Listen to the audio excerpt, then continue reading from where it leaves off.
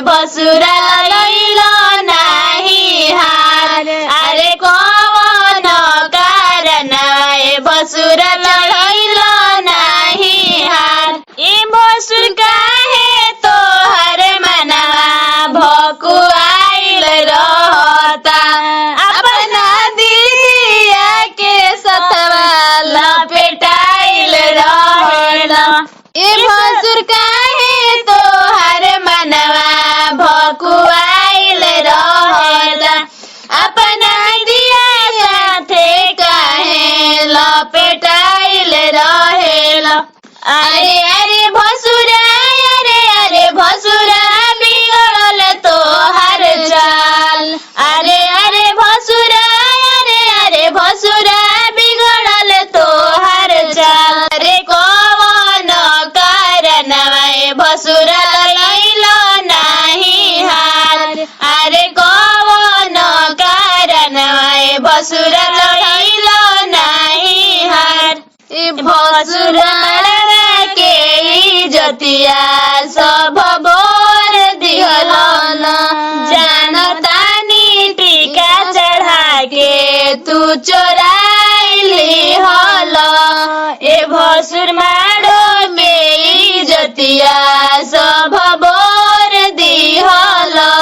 जानतानी टीका चढ़ा के तू चोराइली हल। अरे भसुरा भसुरा करे सब सवाल। अरे कौन कारण भसुरा चढ़ैलो नाही हार। भइल बच्चे का गुरु हाथी करा दे। छोड़ी लहंगा भसुर हरवा चढ़ा दे।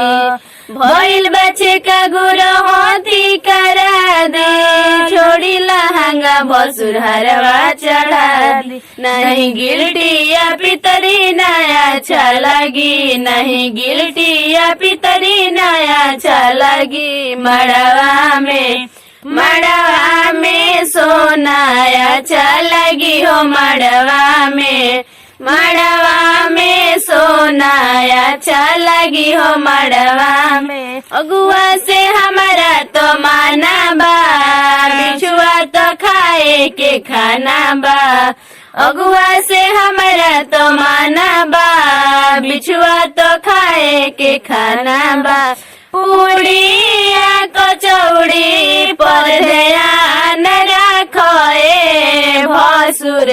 कह तो मंगाई दी ठंडा पानी। पूड़िया कचौड़ी पर ध्यान रखे भसुर।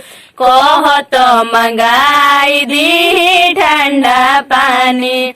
नहीं साइज रिफेक्ट नहीं फायदा करी। नहीं साइज रिफेक्ट नहीं फायदा करी। मड़वा में हमके हरवा चाहिए हो। मड़वा में हमके हरवा चाहिए हो। मड़वा में भइल बच्चे का गुरु हाथी करा दी। छोड़ी लहंगा भसुर हरवा चढ़ा दी।